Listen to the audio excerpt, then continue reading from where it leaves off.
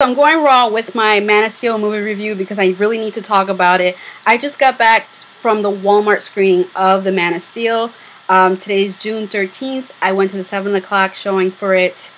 Just got back from it, and I need to talk about it. Before I talk about it, I just want to prove to those who are new viewers to me and don't know that I'm a big Superman fan. I am a big Superman fan.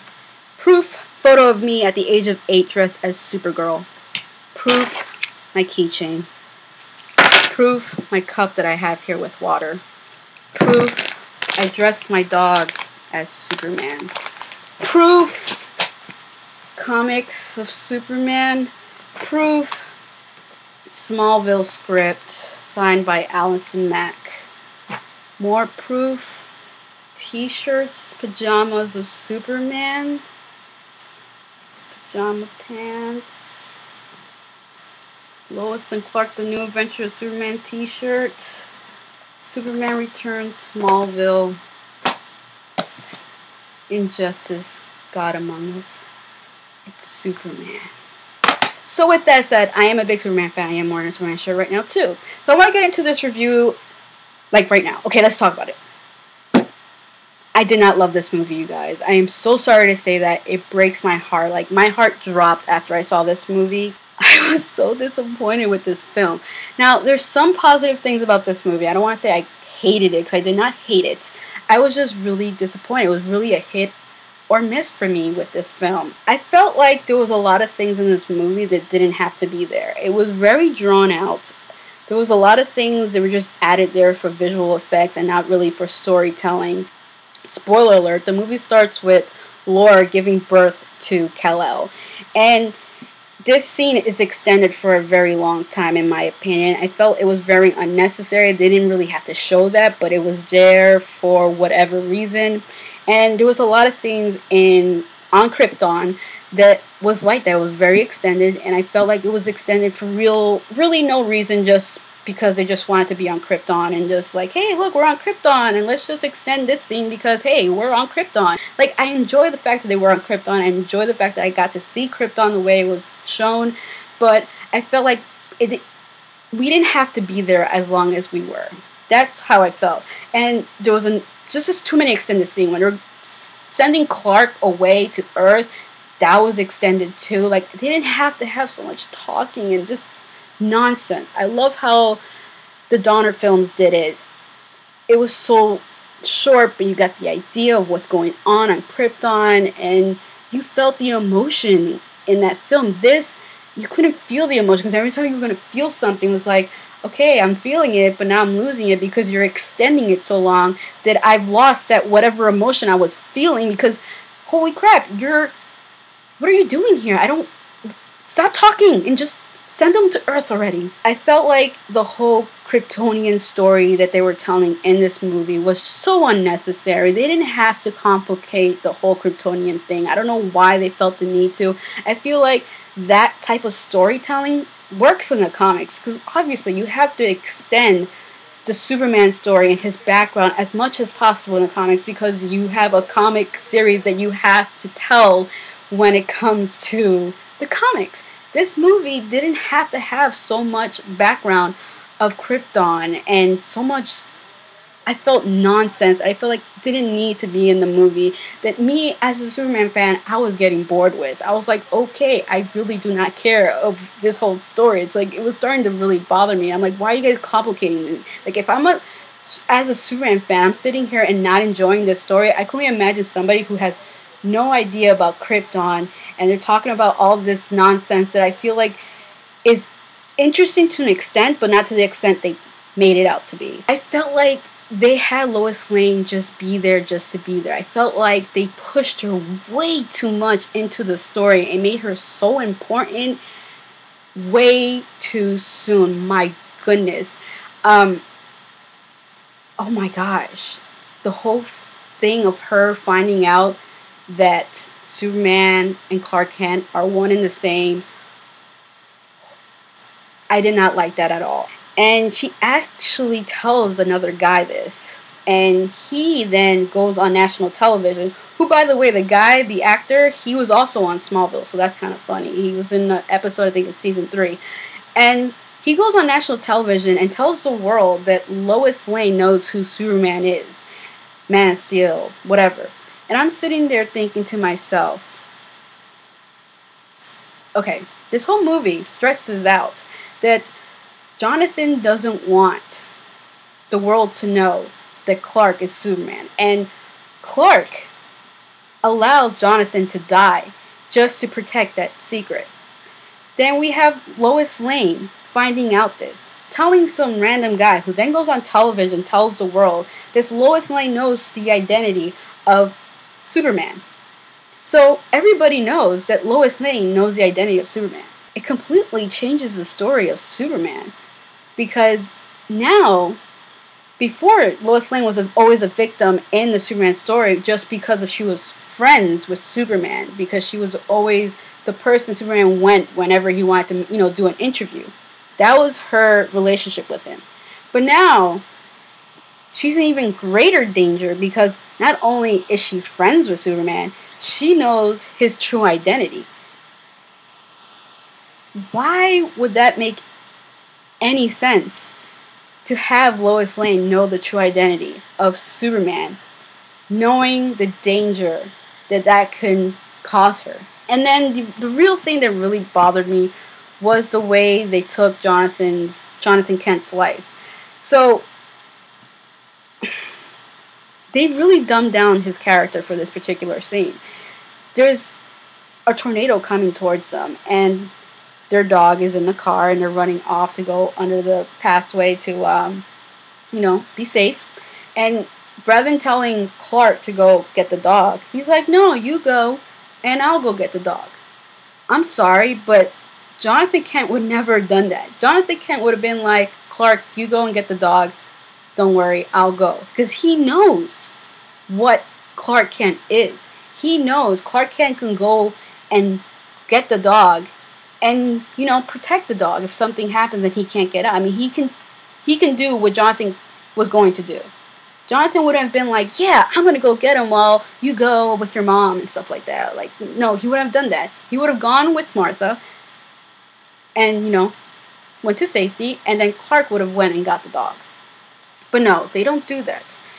They have Jonathan do the dumbest thing ever and have him actually walk towards a tornado to go rescue their dog in a car,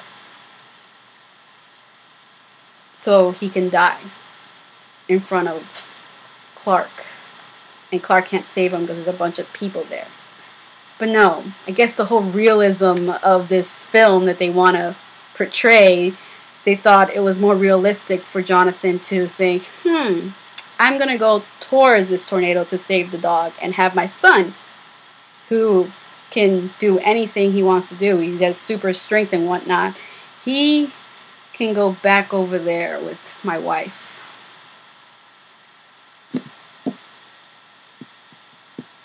I don't know. For me, I didn't buy that. I don't know if you guys bought it, but I personally didn't buy that. I just could not see Jonathan Kent doing something so idiotic, knowing what his son is. Even if he wanted to hide who his son is, he would have still allowed his son to be himself and do what he can do. And just trust his son that he would do it in a way where he wouldn't allow other people to see him do it. And also, I've always known Jonathan Kent to die of a heart problem. Never dying of a tornado. Dying of old age, dying of heart problems, sure. Tornado, no, that's a new one. Only if that happened in an issue did that happen in a current issue? I don't know. But I thought that was so out of left field. I wasn't expecting it. Maybe that was the whole point. They didn't want Superman fans to know, oh, Jonathan Kent dies from a tornado. Surprise, you guys. It has this visual effects of a tornado because we want to just throw a tornado in this movie because it looks freaking awesome. And let's have Jonathan Kent die that way. I thought it was silly and dumb. It just seemed so very out of character of what I know Jonathan Kent of being and trusting Clark and his ability as Superman, as Clark Kent, as this alien from outer space that has these powers. That just completely destroyed the movie. I mean, I was having issues before, and when they showed that, I was just, oh my god. I don't even know. It broke my heart, because I'm like, I really want to love this movie, and they just did that. They really just did that. And I'm sitting here watching this, and they really just did that.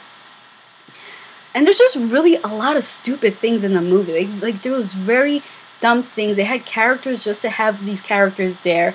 There was this one scene that had me laughing. That wasn't supposed to be funny, where the whole situation's happening in Metropolis, and Perry White is looking out the window, and all of this stuff's been happening for the past 10 minutes, film-wise. But he's like, "You guys, it's time to go." Really? At what point did you not realize it was time to go? I mean, this thing is almost close to the building, and they're like, "Yeah, it's time to go." You should have been out of there the moment that thing started, drilling that hole into the ground. I thought the fights were pretty awesome. The visual effects were pretty awesome. That was pretty awesome. But I felt like Superman would have never really fought the way he fought in this movie. Like, he would have been mindful of his surrounding. Like that one scene when they're in Smallville and they're fighting on Main Street on Smallville. It had to be Main Street of Smallville, because Smallville's not a big area, it's a small town. And you see the tower, the water tower says Smallville. So I'm thinking that's Main Street of Smallville. Rather than, trying to take the fight elsewhere in the middle of a field or something, because I think that's something Superman would do. He wouldn't continue the fight on Main Street when he knows there's people and buildings around. He would have tried to move the fight elsewhere. He would have flown away and had them chase him, and then he would have fought with them there. Visually, it looks awesome. Yes, it looks awesome. But as the Superman character, I think he would have been a little bit more careful of his surrounding and what's happening. And that's why the part when he kills Zod and he's like screaming because he actually killed somebody, because Superman doesn't believe in killing. He's not that type of person. He believes in just, I guess, arresting them and sending them to jail. He kills Zod, and then he starts yelling. And I'm like, really? You're worried that you just killed Zod? You probably killed, like, freaking 100 people back there when you, like, were fighting him and throwing all kinds of pieces of building and all kinds of crazy things. I mean, you probably killed, like, 5 people at that 7-Eleven you threw them at back there. Or the IHOP. Oh, speaking of the IHOP, let me talk about the IHOP.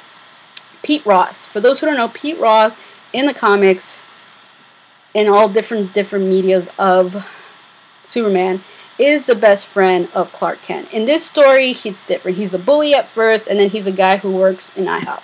In the comics, he's Clark's best friend. He then ends up marrying Lois Lane. He then becomes a lawyer. He then becomes vice president to Lex Luthor. That's how it is in the comics. Here, he's an IHOP manager, which is funny, I guess, because it's kind of weird why they would change a story like that, aside from product placement. Holy mother of everything beautiful on this earth. What's with the product placement in this film? 7-Eleven, Sears, IHOP are the 3 that I remember seeing when I started realizing there's a lot of product placements here. What is going on here? There's so many issues I had with this movie, knowing, certain things about the Superman story.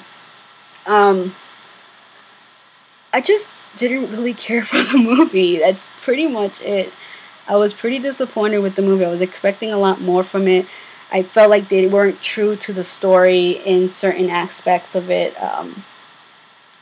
I was just really disappointed with this movie. I really wanted to love it, but they did things to it that I feel like Superman fans, like people who know Superman, will see this and be like, that's interesting that they chose to do it. Maybe they wouldn't dislike it, but they'll look at it and be like, that's interesting that they chose to do it that way. Maybe they will dislike it. I don't know. I'm sure there's other issues I had with the movie that I can't think of right now because I'm just still processing it. There's things that I enjoyed. I love the casting for the movie. I did a great job with the casting. The music, the score for the movie was wonderful. I really enjoyed that. The visual effects was really good. I liked that they did the whole, having Clark turn into Superman at the age of 30, which is true to the comics in certain aspects. Stuff like that I enjoyed, but I just didn't like how they changed the story for reasons I already explained. And I'm sure there's other things I can really go into that I didn't enjoy, but I can't really think of them right now. Who would I recommend this movie to? Those who were interested in seeing it, go see it. Maybe you'll have a different opinion as myself. I don't know. I don't know if I'm going to be sleeping well tonight. I honestly don't know.